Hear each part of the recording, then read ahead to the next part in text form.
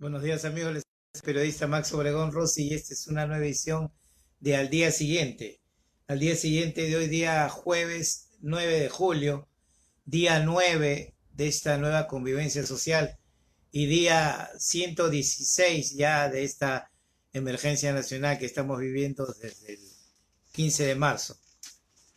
Día en que además las principales portadas de los medios de comunicación del país coinciden en la confirmación de la fecha de las elecciones para el próximo 11 de abril, domingo 11 de abril. Recordemos que ayer el presidente de la República hizo un alto de sus habituales consejos de ministros de los días miércoles y ofreció, más que una conferencia, ofreció una exposición para tocar algunos temas de la política nacional. Tocó el tema de la pandemia, tocó el tema de esta modificación constitucional que hizo el último domingo el Congreso de la República, las consecuencias, pero sin duda el tema más importante de esa exposición que hizo alrededor de la 1 de la tarde fue la convocatoria, la firma del decreto de urgencia que por cierto salió hoy día en la mañana en el Diario Oficial del Peruano, convocando a elecciones para el domingo 11 de abril. Y de esta forma desterrando la posibilidad, descartando totalmente la posibilidad que existía en el Congreso de la República, también en la Comisión de Constitución, que planteaba postergar las elecciones para la tercera semana de mayo del próximo año, por supuesto, aduciendo de que mientras más se pudiera extender, existirían menos posibilidades de contagio. Bueno, ayer el presidente de la República, quien por cierto tenía tiempo hasta el 15 de abril, perdón, hasta el próximo 15 de julio, hasta el próximo miércoles 15 de julio, no esperó hasta esa fecha, se adelantó 8 días y ya ayer firmó este decreto convocando a elecciones generales para elegir a las nuevas autoridades, tanto a su sucesor como a los integrantes o vicepresidentes de la nueva fórmula, como a los congresistas. Eso es lo que estipulaba, lo que determina además la Constitución. En algún momento el presidente dijo algo así como cumplía con su palabra y no nos pareció, porque en todo caso no se trata de cumplir con su palabra, se trata de cumplir con la Constitución y cumplir con la ley. Pero en todo caso ya tenemos fecha de elecciones, domingo 11 de abril. Todavía se van a determinar exactamente el cronograma, descripción, cierre, plazos para tachar. Acordémonos también que para estos comicios ya se ha propuesto la alternancia y paridad de género, la alternancia en las listas tanto al Congreso como en la presidencia de la República o en la plancha presidencial. Así quedó ya determinado que en las listas al Congreso deberá ir un hombre y una mujer en ese mismo orden. O sea, o encabeza un hombre y continúa una mujer, o encabeza una mujer y continúa un hombre. Esa alternancia para darle mayor participación e igualdad a la mujer. Esto en los casos que postulen al Congreso de la República. Para la presidencia de la República también se ha determinado la alternancia. Si la cabeza es un hombre, primera vicepresidente deberá ser una mujer. Y si la cabeza es una mujer, primera vicepresidencia deberá ser para un hombre. Son nuevos tiempos, está por determinarse aún, y esto lo va a ver la Comisión de Constitución del Congreso de la República, los horarios. Existe un proyecto para ampliar el horario, que no sea de 8 de la mañana a 4 de la tarde, sino de 8 de la mañana a 6 de la tarde, con la finalidad que no haya congestión en los locales, en los centros de votación. El jurado electoral el Jurado Nacional de Elecciones ha alcanzado una propuesta que también nos parece muy atinada, en el sentido que los locales de votación no deberán ser centros pequeños. Está señalando que en la medida de lo posible sean en espacios al aire libre. En las anteriores elecciones se escogían muchos centros educativos muy pequeños. Además hubo una alternativa para que uno pudiera votar cerca de su casa y se inscribió. Por lo general estuvo tocando colegios muy pequeños. Y entonces en un ambiente, en un aula, a veces habían hasta 3 o 4 mesas y en estas circunstancias, en los tiempos de pandemia, el virus que todavía va a estar, sin ninguna duda para esa fecha, podría adquirir ribetes de mayores contagios. Con esta firma de el decreto de convocatoria a elecciones, el presidente también cierra el paso a algunas voces que venían de la Comisión de Constitución del Congreso de la República, que, como decía, querían postergar la fecha de la primera vuelta. Se mantienen siempre las dos vueltas, y la primera vuelta la estaban planteando para hacer en la tercera semana de mayo, como decía, para evitar problemas respecto al contagio del coronavirus. Bueno, pues se mantiene.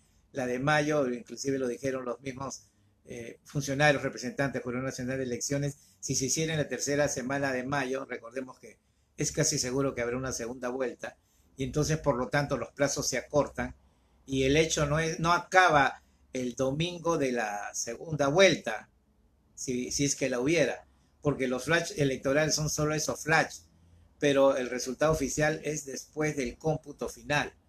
Y la histórica información que tenemos es que los resultados oficiales por lo general se conocen entre 2 y 3 semanas después.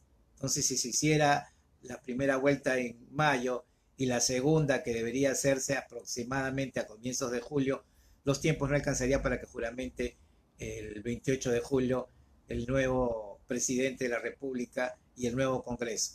Así que no hay más que hacer, pero como se dice en política, no hay casualidades. El haberlo adelantado, pese a que tenía hasta el 15 de julio para hacerlo, esta es una respuesta también a estos intentos que vienen de la Constitución. Constitución, el grupo de la Comisión de Constitución del Congreso de la República, comisión que por cierto ha seguido teniendo problemas y ha ocasionado todo lo que hemos visto a partir del día domingo, no solo con el retiro de inmunidad para los propios congresistas, sino el retiro de inmunidad y prerrogativas para el presidente de la República y para otros representantes y autoridades como miembros del Tribunal Constitucional o miembros de la Corte Suprema. Como decía el presidente, ha dicho, estoy cumpliendo con la palabra, no nos basta simplemente que diga que está cumpliendo con la ley, con la Constitución, es su obligación, pero a desmedro de este, llamémosle desliz, o olvidarse que simplemente en su condición de demócrata tiene que cumplir, lo que sí que les tapa la boca a muchos de sus detractores que decían pues que Vizcarra lo que quería era quedarse, que no haya elecciones, que estamos ante un nuevo Maduro, y que estamos caminos a un régimen chavista. No es cierto, ¿no? O sea, simplemente con esto les tapa la boca, ¿no? Alguien que quería quedarse no va a actuar de esa manera. Y por supuesto nosotros tampoco dudamos en que estábamos ante una persona de modales democráticos, pese a que mantengamos algunas discrepancias con él. Pero la convocatoria a las elecciones para el domingo 11 de abril del próximo año no fue lo único que tocó el presidente Vizcarra. Por supuesto que aprovechó para dar su posición respecto a estas modificaciones constitucionales que hizo el día domingo el Congreso de la República en pleno y que le quita, según los propios constituyentes, los propios congresistas, se les quita la inmunidad parlamentaria, pero también para todos, para presidentes, como decía, integrantes del Tribunal Constitucional, Corte Suprema, ministros que tampoco van a tener antejuicio. El presidente dijo que nadie sabe qué fue lo que hizo el Congreso en realidad, que han hecho una modificación en 5 minutos sin reflexión y el debate debido.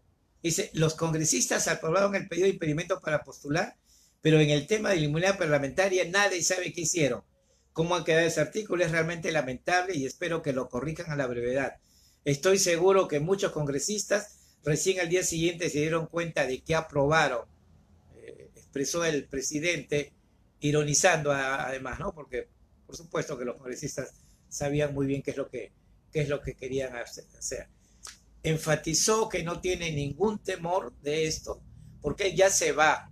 Entonces, por lo tanto, la posibilidad de quedarse sin prerrogativas y que tenga la protección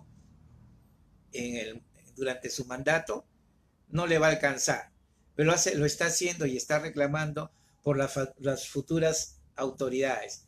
Adelantó y anunció que hoy, en unos minutos más, se va a reunir con el Consejo de Estado, que lo integran los diferentes poderes, representantes de diferentes poderes y de instituciones de primer nivel. O sea, hoy día se va a reunir, se va a ver cara a cara, él como representante del Ejecutivo, con el presidente del Congreso, Manuel Merino, que es el representante del Legislativo. Va a estar también el presidente de la Corte Suprema, van a estar también el defensor del pueblo, el Ministerio Público, la fiscal de la Nación. No va a asistir la presidenta del Tribunal Constitucional, Marianela Ledesma, dijo que no iba a asistir y por un motivo ha dicho ayer y parece que recién se ha dado cuenta de que no puede tomar parte en un cónclave, en una reunión en la cual ellos también van a ser perjudicados y que probablemente esta ley, si alguien la quiere plantear como inconstitucional, porque el presidente no la puede observar, pero alguna otra persona, alguna otra institución sí podría solicitarle al Tribunal Constitucional que vea si se adecua o si es anticonstitucional. Entonces ella ha dicho que no se va a presentar y por lo tanto no va a asistir. Pero las otras personas, presidente de la Corte Suprema, la fiscal de la Nación, el defensor del pueblo, también les va a afectar este retiro de algunas prerrogativas. Él no está sujeto a cierto tipo de inmunidad o antejuicios. Entonces, ¿por qué en un lado sí asisten unos y ella no? Además, ella ya adelantó opinión el propio domingo. Ya había dicho que no era posible, que en todo caso ellos tendrían que recurrir a instancias supranacionales o internacionales. Y pareciera ser que ya se ha dado cuenta de que cometió un desliz, habló más de la cuenta. Estoy seguro que si esto llega al Tribunal Constitucional, más de uno le va a pedir inhibirse porque ya adelantó opinión. Además, ya han habido voces señalando eso. Desde la propia Comisión de Constitución del Congreso, que presidió Maricha Jade, ha dicho que la presidenta del Tribunal Constitucional ya adelantó opinión. Entonces, si llegara la ley a esa instancia, ella no podría participar. Bueno, pues hoy se reúnen también, en unos minutos más se están reuniendo y vamos a ver. Y a propósito del Tribunal Constitucional, yo les comenté que se iban a reunir para ver cuál era el planteamiento que iban a hacer ante el Ejecutivo, ¿no? Igual ante el Congreso, sobre esta disminución de protección a los altos dignatarios. Y el Tribunal Constitucional optó por lo más sensato, se reunieron, evaluaron, y lo que han hecho es solamente un pronunciamiento público, pero llamando al diálogo y la tolerancia. No se han pronunciado por el fondo del asunto. Tengo conocimiento que hubo algunas observaciones a la propia presidenta por haber adelantado opinión, por lo menos sus expresiones en ese sentido, de señalar de que esa ley no había sido lo suficientemente debatida, entonces por lo tanto podía ser cuestionable, lo cual claramente es un adelanto de opinión. Y lo que hizo ayer el Tribunal Constitucional es reunirse y sacó un comunicado donde lamentó este conflicto, no obstante la delicada situación por la que atraviesa el país a raíz de la pandemia. Dice, el Tribunal Constitucional, dice en parte del comunicado, el Tribunal Constitucional hace una respetuosa invocación general y en especial a las autoridades involucradas en dicho enfrentamiento, a la unidad, al diálogo y a la tolerancia, que son elementos imprescindibles para el adecuado funcionamiento y el fortalecimiento del sistema democrático del Estado constitucional. Está actuando moderadamente, bueno, es lo que han querido dejar sentado por escrito. Sin duda repararon en las palabras que tuvo su presidenta y vamos a ver, pero por lo que dijo el presidente de la República, porque le han dicho muchas personas y muchos constitucionalistas, este apresuramiento y la falta de debate en el Congreso de la República y por supuesto en la Comisión de Constitución del Congreso, es un motivo más que suficiente para solicitar que esa ley esta modificación constitucional quede sin efecto. Y en el tema de la Comisión de Constitución siguen los problemas. Han continuado renunciando integrantes del Consejo Consultivo. El Consejo Consultivo era una instancia donde había profesionales de primer nivel, de diferentes tiendas políticas, que empezaron a renunciar del martes, luego de conocerse los resultados de esta modificación, y más de uno, entre los cuales hay constitucionalistas, expresidente del Tribunal Constitucional, que también estaban ahí, que por cierto es cargo ad honorem, pero estaban ahí como consejo consultivo, empezaron a renunciar señalando que no se les había consultado, que no les parecía la forma como debía tratarse un tema tan delicado, y empezaron a renunciar. Bueno, ayer han renunciado 3 juristas más, con lo cual ya van 14 los expertos que se apartan de este consejo consultivo de la Comisión Constitucional que preside Omar Chejade. Han renunciado ayer el ex ministro de Justicia Francisco Eguigure, el ex jefe de la OMPE, Oficina Nacional de Procesos Electorales, Fernando Tuesta, y el jurista Martín Tanaka. Los únicos que están quedando, y solamente lo quiero dar como referencia, ya ustedes saquen sus propias conclusiones, los únicos miembros de abogados que se mantienen y no han renunciado en este Consejo Consultivo son Humberto Abanto.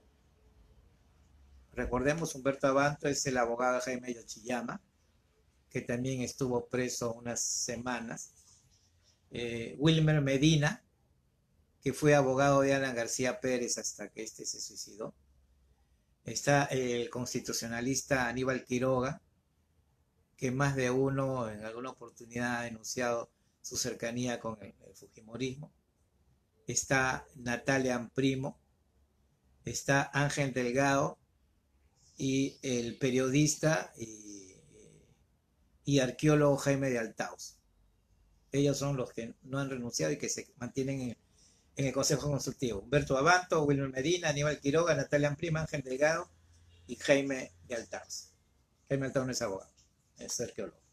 Bueno, y el presidente Omar Chejada simplemente ha restado importancia a estas emisiones, ha dicho que cada uno es libre de sus decisiones y actos, que respeta además las medidas tomadas por ellos, pero que igual van a seguir trabajando en la reforma constitucional. Recién empieza esta nueva confrontación legislativo-ejecutivo. Y como siempre, tratando de obtener algunas ventajas, ya salieron algunos congresistas, y el primero ha sido Daniel Urresti, es candidato a la alcaldía de Lima, el miembro de Podemos, ha salido a decir que no va a apoyar una segunda votación de esta reforma.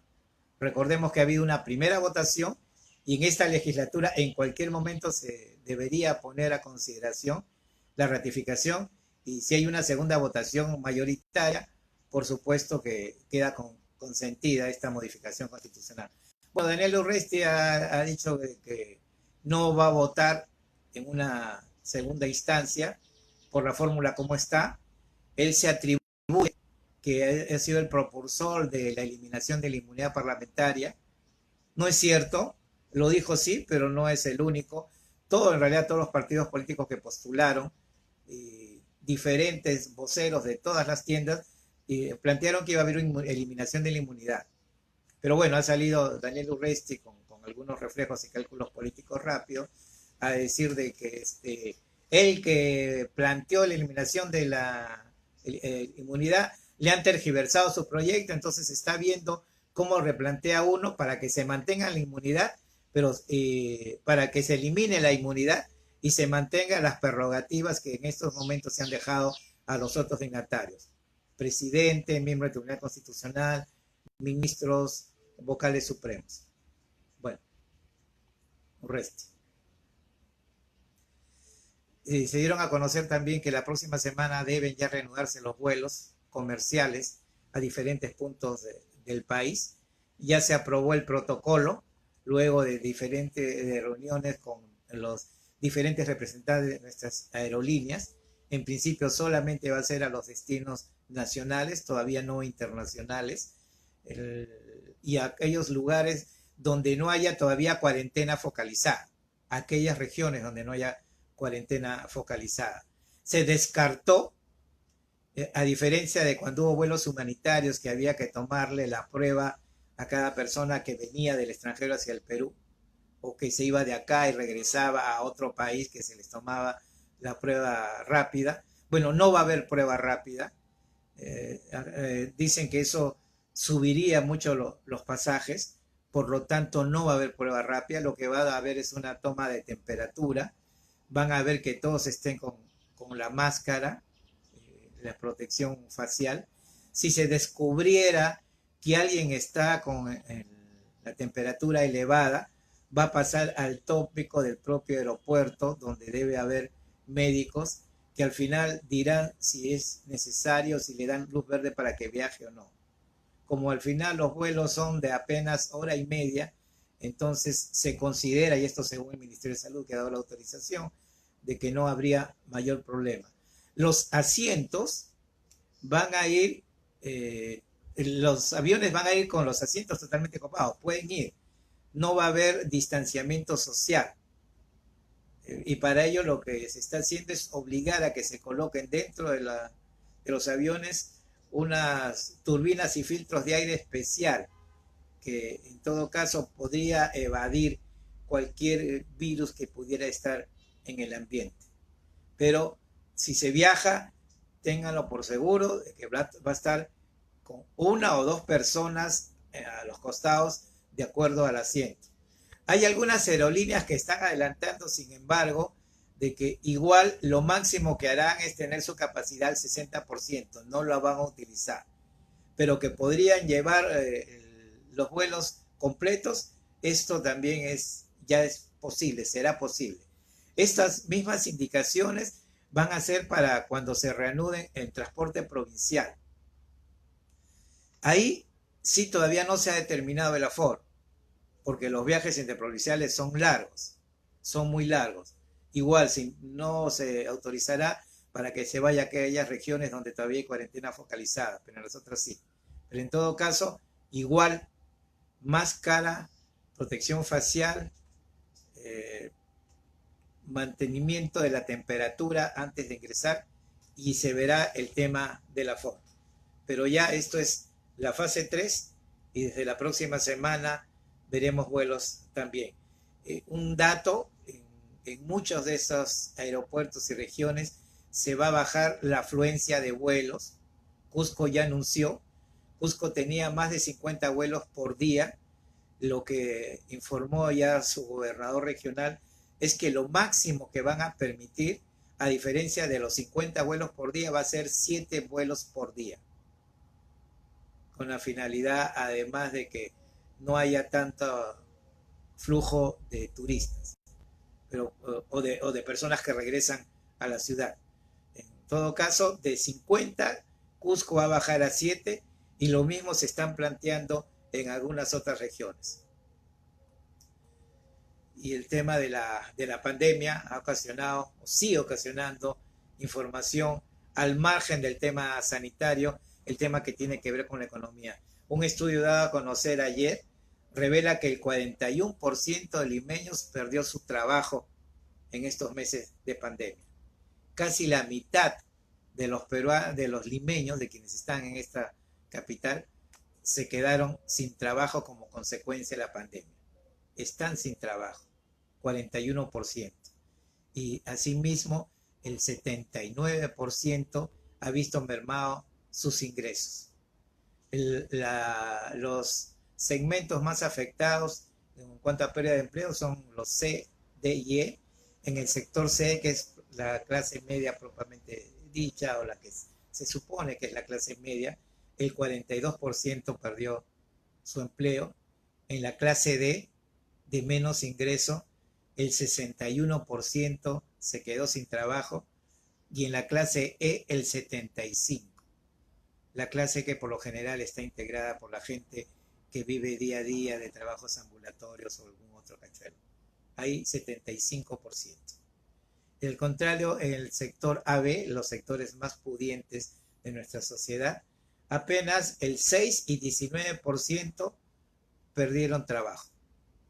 Solo el 6% del sector A y el 19% del sector B. Bueno, pues ojalá se supere y no escuchemos además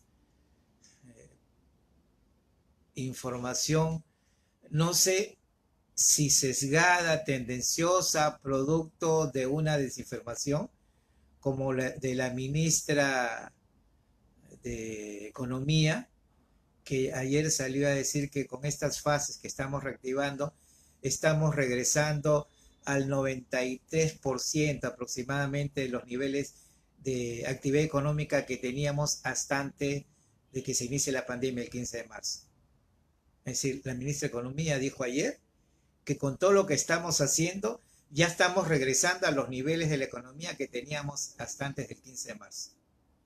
Ustedes tienen la respuesta. ¿De verdad estamos ya como estábamos antes que empezara la pandemia? Lo dijo ayer la ministra de Economía.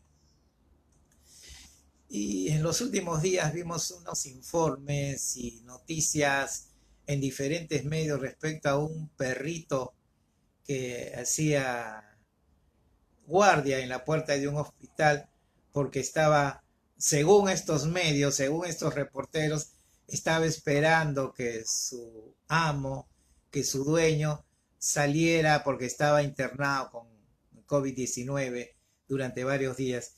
Y este era un perrito que lo bautizaron como Firuco. E inclusive le pusieron su capuchita, le daban comida, intervino un veterinario para curarlo. Y hemos visto así durante 2 o 3 días en televisión, fundamentalmente, y en algunos medios impresos y radiales. Bueno, pues esta noticia es un ejemplo de lo que no se debe hacer en el periodismo. Es una noticia falsa. Firuco no se llamaba Firuco, se llamaba Lucky. Firuco no estaba ahí porque estaba esperando a su amo que saliera de emergencia del coronavirus, ¿no? Tratando de semejar una historia que tuvimos en una película hace algunos años de un perrito que no se movió de un hospital pese a que su dueño se murió, en el cual tiene un monumento. No, Firuco era un perrito, o Lucky, que es su verdadero nombre, era un perrito que se había perdido, un perrito que pertenecía además a la Policía Nacional y que en determinado momento uno de los policías salió en una ambulancia porque tenía que hacer un trabajo y el perrito se escapó y se desorientó y se perdió y de pronto apareció en las puertas del hospital.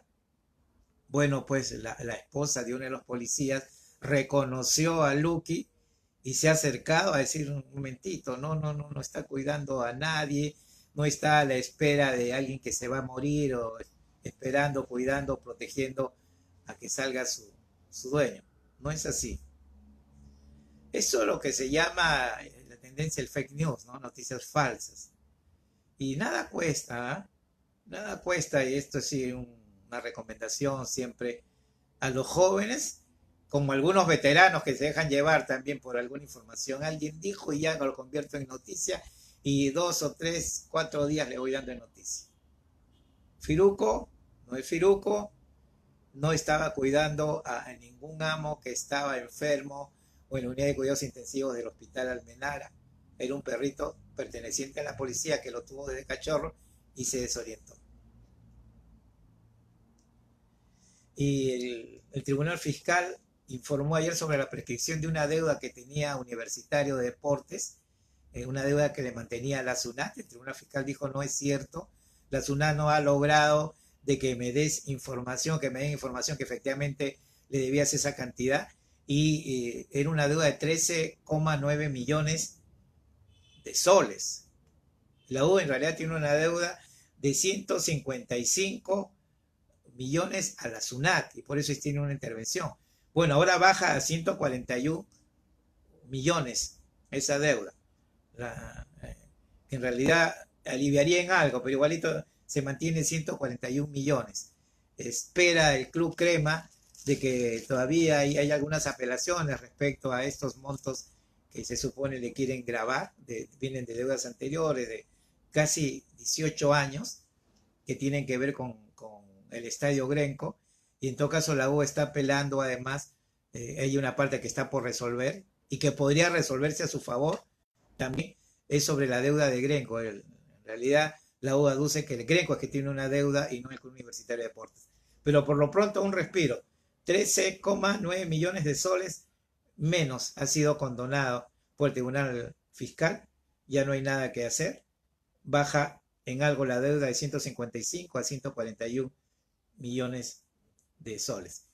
Y si hablamos de universitario, vamos a hablar también de Alianza Lima, aunque no es una buena noticia, a diferencia de la U, no es una buena noticia para los hinchas de Alianza. Claudio Pizarro zanjó el tema ayer y dijo de que no va a venir a jugar por Alianza Lima, pese a que hace algunos años él señaló que le gustaba terminar sus días de futbolistas en el club íntimo, y su padre lo deslizó hace un par de días luego de conocerse que Pizarro se despedía de la liga alemana. Pizarro ha dicho en una conferencia de prensa que le hizo su club Werder Bremen ante periodistas alemanes y fue preguntado, dijo, no, mi ciclo como futbolista profesional se cerró. Voy a continuar ligado al fútbol, pero no voy más como futbolista. Por lo tanto, el entusiasmo que generó las iniciales palabras del papá de Claudio Pizarro ya se desmoronaron de todo ayer. Pizarro se retiró totalmente, no va a aceptar la oferta tampoco para irse al fútbol paraguayo que le hizo su gran amigo Roque Santa Cruz, y ya. Pizarro es oficialmente un jugador que pasó al retiro. Se le va a hacer, sí, un homenaje internacional. Parece que va a ser en el mismo Alemania. Dijo que va a invitar a algunos futbolistas peruanos. Sigue molesto con la Federación de Fútbol, sobre todo. La federación que le ha mandado a otros puentes, a algunas ramas de olivo, felicitándolo por su éxito, toda la trayectoria futbolística y por este retiro, y donde ya también se hablaba de hacerle un homenaje aquí en el país. En todo caso, Pizarro lo que ha dicho es que sí va a ser uno, lo va a aceptar, pero en Alemania va a invitar a futbolistas peruanos. Y ayer trascendió un tema durante todo el día y que podría tener un asidero.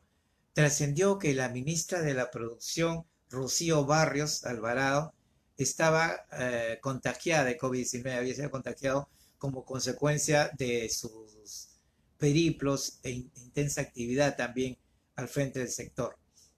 Bueno, esto no ha sido confirmado. Sin embargo, hoy día hay una disposición, una resolución que aparece en el peruano que podría dar luces de que se está en lo cierto este trascendido. Hoy apareció en el diario oficial del peruano que se le ha dado licencia. Se le ha dado licencia del 9 al 23 de julio. Dice que ha solicitado licencia en ejercicio. No explica los motivos. Solamente ha salido hoy día en el diario oficial el peruano. Por lo general, cuando salen este tipo de resoluciones siempre son motivadas. Se explican los motivos, ¿no? Solamente ha salido, ha solicitado licencia en el ejercicio de sus funciones desde hoy hasta el 23 de julio. Tiempo además que coincide a veces con estos periodos de cuarentena. En todo caso, esa es la información que trascendió y lo que hoy día, por medio de una resolución, parecieran confirmar. Una resolución aparecía en normas legales. El despacho, mientras tanto, va a ser encargado al ministro de Vivienda, Rodolfo Yáñez. De ser cierto esto, la ministra de la Producción sería la segunda ministra contagiada durante este gobierno. Anteriormente fue el ministro de Agricultura. Estadísticas, llegamos a 312.911 contagiados, 3.633 más. Se rompió por segundo día consecutivo la tendencia de 2.500 que hubo durante los primeros días de julio. Antes de ayer también estábamos en 3.500 y ayer 3.633 más. Siguen contagiándose más los jóvenes. Como resultado, sin duda, por lo menos hay una relación muy estrecha entre regresar a trabajar, salir y esta sensación de inmunidad que parece tienen algunas generaciones menores. Los fallecidos son 11.133, 181 más. Se mantiene esta tendencia de 180, 181 desde hace casi 2 semanas. Los pacientes que se recuperaron ya son 204.748. Sigue el porcentaje de 65%. Y en Arequipa, lamentablemente, hubo un nuevo récord de fallecidos y contagiados. En Arequipa hubo 24 fallecidos ayer y 974 nuevos casos de contagios por coronavirus. Amigos, les agradezco su sintonía. Soy el periodista Max Obregón. Nos vemos mañana al día siguiente.